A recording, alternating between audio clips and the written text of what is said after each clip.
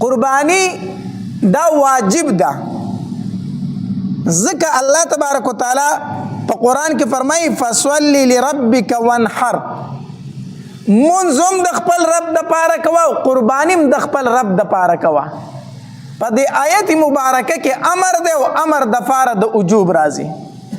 او عبدالله بن عباس رضی الله تعالی عنهما هم د دې آیت مبارکه په تفسیر کې لیکلي دي، وایي دا آیت په باره د قربانۍ کې دی. یو دا دویم دا چې عبدالله بن عباس رضی الله تعالی عنهما روایت ته نبی علیہ الصلوۃ والسلام په مدینه منوره کې 12 کاله پاتې شو او په دې 12 کاله کې داسې یو کال نه دی تیر شوی چې پای کې نبی علیہ السلام قرباني نه کړي. په دې 12 کاله کې مسلسل نبی علیہ السلام هر کال سکړي دا قرباني کړي دا. نو د نبی علیہ الصلوۃ والسلام همیشګيري په یو عمل باندې دا هم دلیل د وجوب دی. نو قربانی واجب ده په هر مسلمان باندې. بل روایت کې راځي نبی علیہ الصلوۃ والسلام فرمایي وی من وجد سعة فلم يضحي فلا يحضر مصلانا. نبی علیہ الصلوۃ والسلام فرمایي د کم انسان د کم مسلمان چې د قربانی طاقت کېدو من وجد سعة د قربانی طاقت کېدو بیا هم د قربانی ونه کړه، نبی علیہ الصلوۃ والسلام فرمایي وای دې زمونږ عیدګاه ته نه حاضرېږي، دې په ما پسې د اختر مونځ نه کوي، دې په ما پسې نه ودرېږي چې د قربانی طاقت کېږي او بیا هم قربانی نه کوي. نو دا دومره سخت رټنه چې نبی علیہ السلام فرمایي چې یو سړی د قربانی طاقت کېږي او نه کوي په ما پسې په مانځه کې نه ودرېږي زما مصلا ته نه راځي، دا دلیل دی په وجوب باندې. نو قربانی چې دا واجب ده. په چا باندې واجب ده او څه فضایل دي؟ نو قربانی چې دا ډیر زیات فضیلت لري، ډیر زیات لوی فضیلت لري. عبداللہ ابن عباس رضی اللہ تعالی عنہ حدیث مبارک تے دے راوی دے نبی علیہ الصلوۃ والسلام فرمائی وی کم انسان چې کم پیسې د قربانی د پاره خرج کی په کم پیسو باندې چې د قربانی ساروي واغستو الله تبارک وتعالى ته دغه پیسې د ټولو هغه پیسو نه خوخي دي چې په نورو کارونو کې خرچه کوي. کمی پیسې چې د قربانی د پاره ولګي دي دغه پیسې الله ته ډېری خوښې دي او ډېری محبوب دي د هغه پیسو نه چې په نورو کارونو کې څه کوي لګي. نو پیسې دي ایخي دي د پاره چې زه به په قربانی کوم دغه پیسې ډېری بختوري پیسې دي. دغه مال الله تبارک وتعالی ته ډېر زیات خوښ دی. دغه بل روایت کې راځي عائشہ رضی الله تعالی عنها د دې حدیث مبارک روایت کوي نبی علیہ الصلوۃ والسلام فرمائی ما عمل ابن آدم من عمل یوم النحر احب الى الله من احراق الدم. نبی علیہ الصلوۃ والسلام فرمائی وای د لوی اختر په ورځ باندې په 10 ذی الحجه باندې الله تبارک وتعالى ته په تمام عملونو کې خو عمل چې دی هغه د ساروي وینه تو یولي په ټولو عملونو کې الله ته محبوب عمل دی چې انسان د ساروي سکی وینه توي کې. او بیا نبی علیہ الصلوۃ والسلام فرمایي وانه لياتي يوم القيامه بقرونها واشعارها وازلافها. نبی علیہ الصلوۃ والسلام فرمایي الله تبارک وتعالى به دا ساروي سره د خکرونو سره د ویختو او سره د سو الله تبارک وتعالى د نیکو پاتل کې تلی دا ساروی با الله تبارک وتعالی د په نیکو پتل کې تلی سره د سو سره د ویختو سره د خکرونو یعنی هغه سيزونه چې کم په استعمال کې نه راځي. د ساروی نه خو ویخته خلک لري کې کنه په استعمال کې نه راځي کنه سوی خکرونه خلک ورتاوي کنه ورتاوي دا ورتاوي هغه سيزونه چې کم په استعمال کې نه راځي دا به الله تبارک وتعالی د قرباني کوون کې د نیکو پتل کې دلتلی. او بیا نبی علیہ الصلوۃ والسلام فرمائی وی وان الدم ليقع من الله بمكان قبل ان يقع على الارض فطيبوا بها نفسا او كما قال عليه الصلوۃ والسلام. نبی علیہ الصلوۃ والسلام فرمائی وی د ساروی دا وینه لازم کې ته نوی رسیدلی چې دا مخ کې د دین د الله په عرش کې قبول شوی وان الدم ليقع من الله بمكان قبل ان يقع على الارض. د ساروی په مړی تا چاړه راوخکلا او داغه د مړی نه وینه روانه شو، دا لازمه کې ته نه رسیدلی چې الله تبارک وتعالی په خپل دربار کې دا څه کړي قبول کړي. نبی علیہ الصلوۃ والسلام فرمایي په دې باندې ځان خوشاله اوساته، خوشاله قرباني په خوشالۍ باندې وکړي. صحابه کرام تفوس کړو د نبی علیہ الصلوۃ والسلام نه، وی دا الله پاک پیغمبر ما هذه الاضاحی، دا قربانی څه شه دی؟ دا قربانی چې مونږ هر کال په سونو په زرګو په لکو ساروی علالو دا څه شه دی؟ نبی علیہ الصلوۃ والسلام ورته فرمایل سنت ابیکم ابراهیم علیہ الصلوۃ والسلام، دا تاسو د پلار د ابراهیم علیہ الصلوۃ والسلام سنت دی. هغه په خپل زبانی چاړه را کاغله الله تبارک وتعالى د جنت نه ګډ راولې غو غړي حلال کو. نو دغه ورځ چې راشي الله تبارک وتعالى په مونږ او تاسو باندې دغه سنت ژوندۍ کوي. صحابه کرام تاسو کوي ټیک شو د الله پاک پیغمبر د ابراهیم علیه السلام خو سنت دی، خو فما لنا فيها یا رسول الله. دا الله پاک پیغمبر مونږ له پکې سشته کنيشته دی، مونږ له پکې سشته مونږ ته پیسې ملاويږي. نبی علیہ الصلوۃ والسلام ورته فرمایل وی بكل شعره حسنه، په هر وخت باندې یو نیکی ده، په هر وخت باندې څه شه دی؟ نیکی ده. د غوی په شا باندې څومره وخت ولاړ دي څوک شمارلی شي؟ نه سار کې نه د ماښامه پورې به داغه د غوږ وخت هم ونه شماري. هغه په غوږ چې څومره وخت ولاړ دي که نه سار کې نه ماښام به شي خو د دغه غوږ دا وخت به ته ونه شماري. نو نبی علیہ الصلوۃ والسلام ورته فرمایل وی تاسو ته الله په هر وخت باندې یو نیکی درکړي. بیا صحابه کرامو فرمایل وی دا الله پاک پیغمبر په بعضی سارو باندې خو وخت نه پاغي باندې وړي ولاړی. فصوف یا رسول الله، دا الله پاک پیغمبر په کوم ساروي چې وړي ولاړه ده نه داغي څه حکم دی؟ نبی علیہ الصلوۃ والسلام فرمایل بكل شعره من الصوف حسنه، د وړي په دې هر تار باندې تاسو لنی کیده.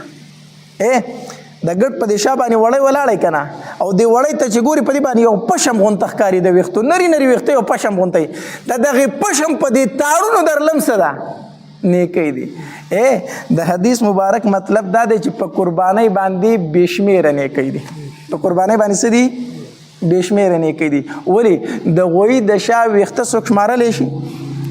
د ګډ د شا ویښته څوک شمارلی شي؟ نشي شمارلی. مطلب دا دی چې په قربانۍ باندې الله تاسو ته دومره نیکی درکوي چې هغه تاسو نشي شمارلی، د هغې شمیر معلوم نه دی. دومره زیاتې نیکی دي په قربانۍ باندې.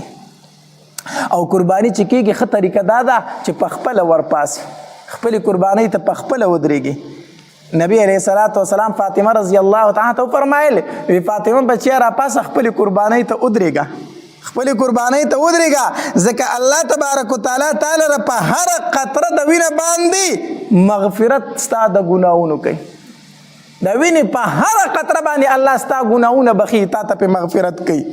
او بیا نبی علیہ الصلوۃ والسلام فرمایل فاطمه دا ساروی به سره د وینو سره د ښکارونو سره د اډوکو ستا د نیکو په تله کې تللی کېږي.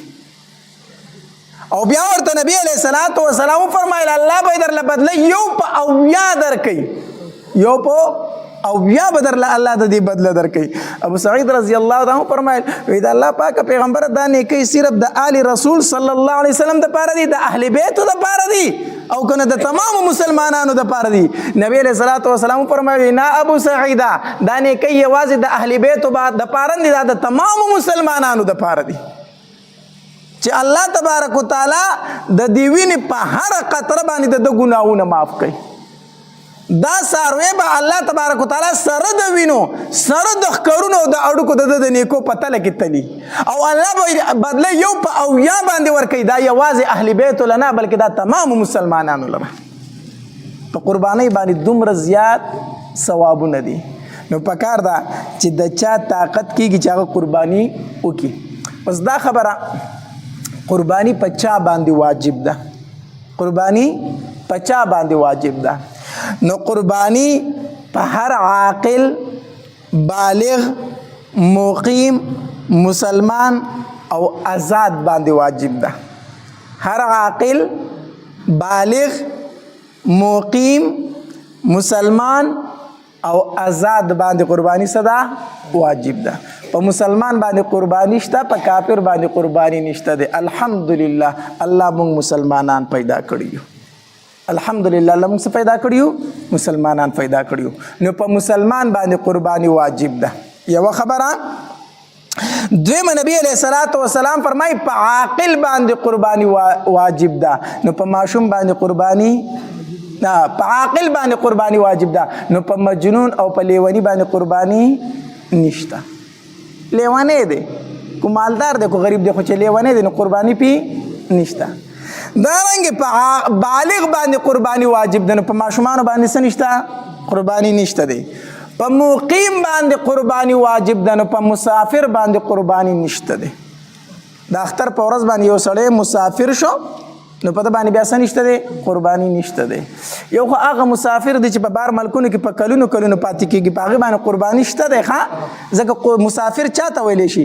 مسافر هغې سړي ته ویلی شي چې د کور نه لرې لاړ شي د 3 ورځو مسافت باندې په پیدل مزل سره د کور نه دومره لرې لاړ شي او هغې ځای کې د 15 ورځو نه د کمو پاتې کېدو اراده وي، دته مسافر ویلی شي.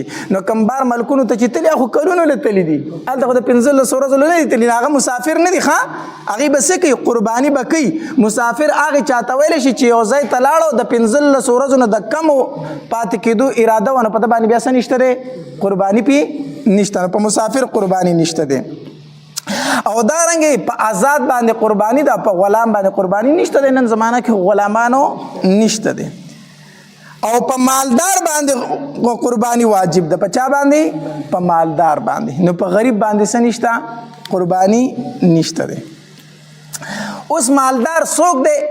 مالدار به چا ته ویلی شي؟ نو مالدار هغه سړی دی چې 1.5 تولې سره زر ورسره موجود وي. څومره؟ 1.5 تولې سره زر یا ورسره 2.5 تولې سپین زر موجود وي. څومره؟ 2.5 تولې سپین زر یا ورسره دومره نغدې پیسې موجود دي چې په هغې باندې 2.5 تولې سره سپین زر کېږي. دومره پیسې ورسره موجود دي نغدې چې په هغې باندې څه کېږي؟ 2.5 تولې سپین زر کېږي. ما خو ریټ نه دی کتلی نن سبا چې توله د سپینو زرو په څو ده. په هر حال ریټونه بدلېږي را بدلېږي، نو بیا د زرګر نه معلومات پکار دي چې د سپینو زرو توله په څو ده. نو یا د یو سړي سره دومره نغدې پیسې موجود دي چې 2.5 تولې سپین زر پې کېږي، نو دا مالدار دی، په ده باندې قرباني واجب ده. یا ورسره د ضرورت اصلیه نه په کور کې څه سامان دی، په کور کې څه دی؟ د ضرورت اصلیه نه سواګرې سامان دی، لوښي دي، لرګي دي چې د هغې قیمت 2.5 تولو سپینو زرو ته رسي. تقریبا څه کم 2 لک روپۍ دي، څه کم 2 لک روپۍ دي اندازتاً. دومره کور کې ورسره سواګرې سامان پروت دی چې دا دغې ته رسي. د ضرورت اصلیه نه کم سامان دی چې په کال کې یو ځل استعمال نشي، دا د ضرورت نه سواګرې دی.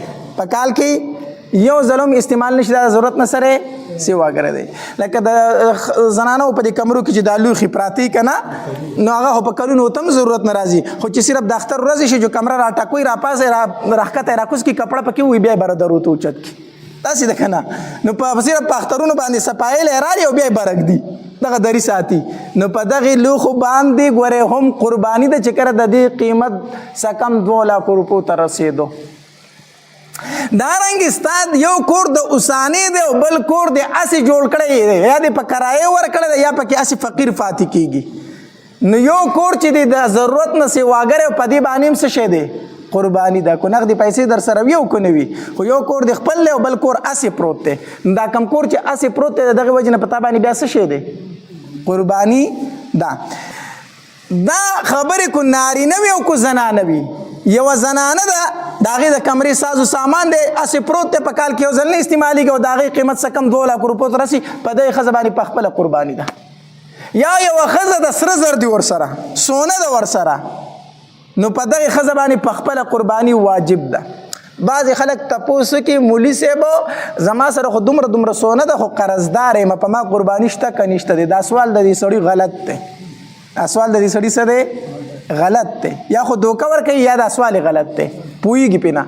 ولې ځکه دی وایي زما سره دومره دومره سونه ده خو قرضدار یم دا سونه ستا ده دا خو د ښځې ده نو دا سونه د ښځې ده په هغې باندې قرباني ده او ته قرضدار یې جمعې کوو ته چې قرضدار پیسې در سره نشته دی خو سونه خو ستا نه ده چې ته ځان د قربانۍ نه خلاصوي دا سونه خو د ښځې ده هغه به قرباني کوي ته قرضدار یې او پیسې در سره نشته جمعه کوه چې بالکل پیسې نه لري پوهېږئ که نه پوهېږئ نو دی وایي دومره سونه را سره ده او قرضدار یم نو دا سونه ستا نه ده د ښځې ده اب ځان له قرباني کوي او قرضه پتا باندې ده نو کو پیسې در سره وي جو وکړه کو نه در سره جو مه کوه اوس پوه شوئ که پوه نه شوئ نو پتا باندې قرضه ده او سونه هم د سونه د ښځې ده هغه به قرباني کوي خو مسله دا ده که نه اکثر نن وخت کې چې په چا قرباني ده هغه یې نه کوي او چې په چا نشته هغه یې کوي بس پوه شئ که پوه نه شئ غریب خاوند د مالدارې ښځې قرباني کوي داسې ده که نه غریب خاوند د مالدارې ښځې قرباني کوي د خاوند سره پیسې نه وي او د ښځې سره کالې وي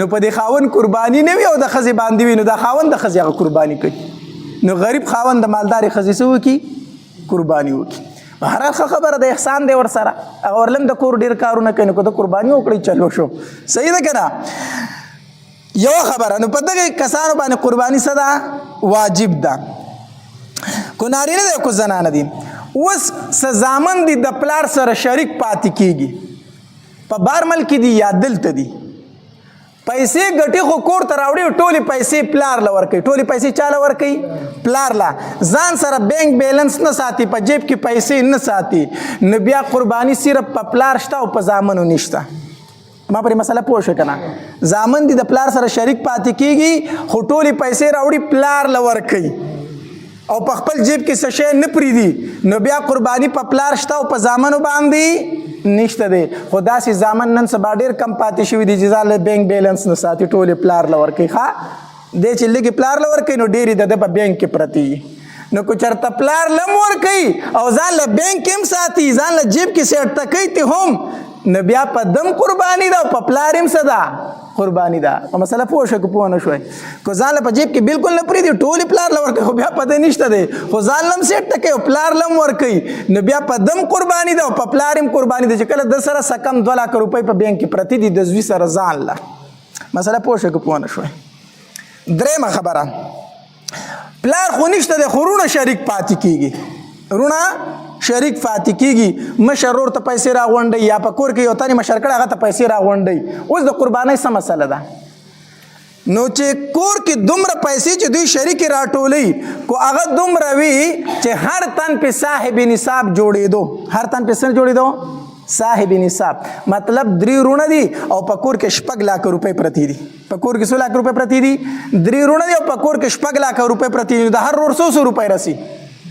2 لکه نو هر رور صاحب نصاب دی نو 3 واړه به قرباني کوي دا نه چې مشر رور له موږ پیسې ورکړي دي هغه به کوي موږ به نه کوو 3 واړه به قرباني کوي صحیح شو چې کور کې به پیسې پرتې دي هغه تقسیم کوي او هر رور صاحب نصاب پې جوړېږي بیا به هر رور څه کوي قرباني کوي او که دغه پیسې ته تقسیم کې مثال په طور په کور کې 2 لک روپۍ پرتې دي او رونه څو دي 3 دي رونه 3 دي او روپۍ څو پرتې دي 2 لکه نو چې دا 2 لکه په 3 رونو تقسیم کې نو څو راځي خو لاک هم نه راځي که نه لاک هم نه راځي نو بیا په یو ورور هم قرباني نشته بیا په یو نشته دی پوهېږئ که نه یا 3 لک روپۍ دي او 3 ورونه شریک دي نو چې دغه 3 لک ته په 3 ورونو تقسیم کړي خو لاک یې ورسېدي که نه نو په لاکو روپو باندې بیا څه نشته قرباني نشته نو بیا په یو تن هم قرباني نشته په دې مسله پوه شوئ که نه ورونه شریک پاتې کېږي پیسې راوړي ورور ته جمع کوي نو هغه پیسې کو دومره وي چې ته تقسیم کړي او هر ورور پې صاحب نصاب جوړېدو خو ټول به ځان له قرباني کوي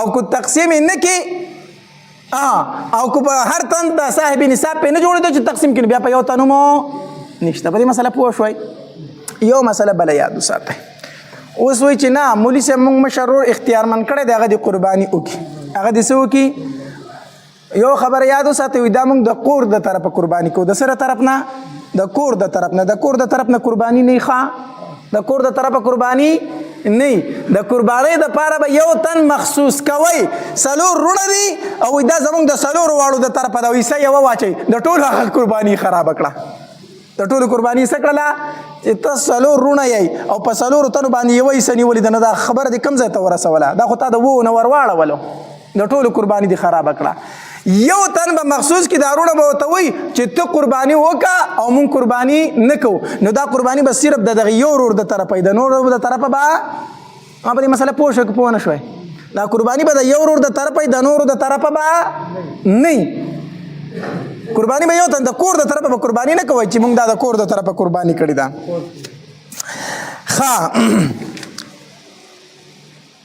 قرباني دا صرف د خپل طرف نه واجب ده. د ښځې قرباني په خاوند باندې نشته، د نابالغه اولاد قرباني په پلار باندې نشته، د بالغه خو په اسی نشته ده.